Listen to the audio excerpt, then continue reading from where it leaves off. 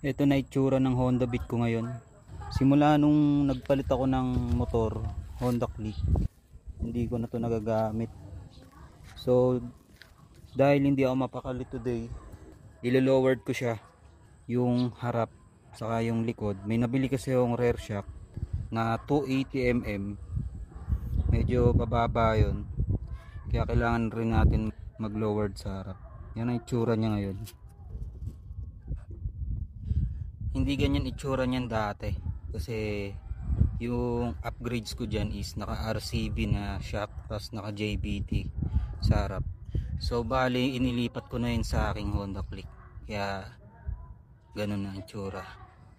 Tapos ang hindi ko na lang naililipat dito is yung brake system natin, yan.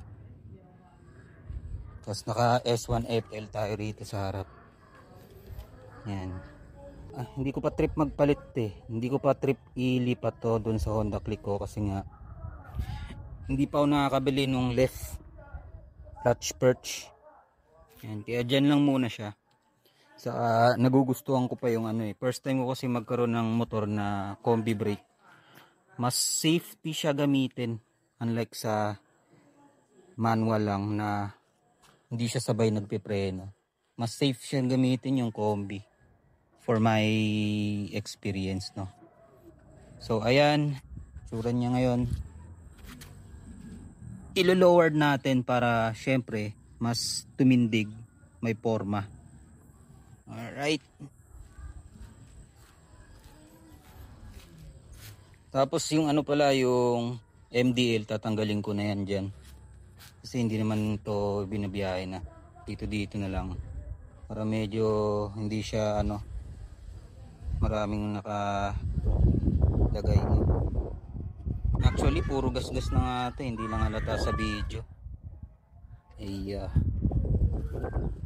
Pupogi ito kapag naka-lowered na. Kaya tara, let's go. So ayun, tapos na. Na-lowered ko na front and rear. So mapapansin nyo, nandito ako sa kapitbahay ko. Corner lot to guys Yan, bali dyan sa kabila muulan kasi, kaya dito muna ako. Yun yung tricycle ko nasa labas.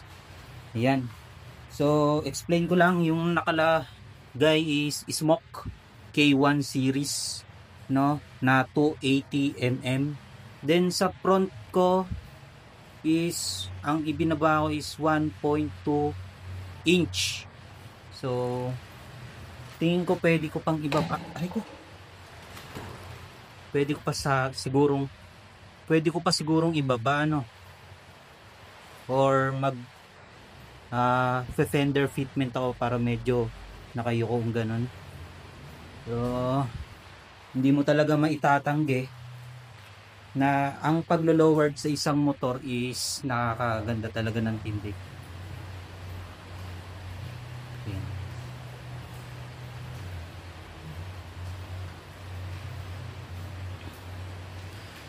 So uumpisahan kong papugiin yung Honda Beat ko habang hindi ko naman ginagamit, habang yung click ko yung ginagamit ko muna, no. Ganda, no? Ganda na ng tindig niya. So sa ngayon ang dami ng kalawang niyan, puro kalawang na. Tapos ang fairings is puro gasgas na, hindi lang kita sa video pero puro gasgas na. Isa pa to yung sumemplang ako, yan. Tapos pogi, di ba? Nakasandal lang pala yan para medyo makita yung pinakatindig ng niya pag nakatayo. Pogi talaga ng Honda Beat, no, kahit maliit lang. Tapos hindi mo na kailangan mag rear fender fitment, diba? Kasi sa click masyado mataas Yan, baguhin ko yung pwesto, i-center stand ko naman. So ayan, naka center stand naman siya. Palagay ko pwede ko pa ibaba talaga yung harap para medyo mababa, para mataas pa. Pero okay lang muna yan, napagod na ako. Yan. Ito pala, papalitan ko to. Meron akong stock dyan na na alloy. Yan, alloy. So, punta natin yan. Tapos, eto, kung gusto nyo mag-check out nito, ilalagay ko lang dyan sa description or dyan sa comment section yung link. Mura lang to, nasa 500 lang to eh. Smoke. May mga iba't ibang kulay na pagpipilian. Tapos, iba't ibang size. 280, 300, 330 mm yun.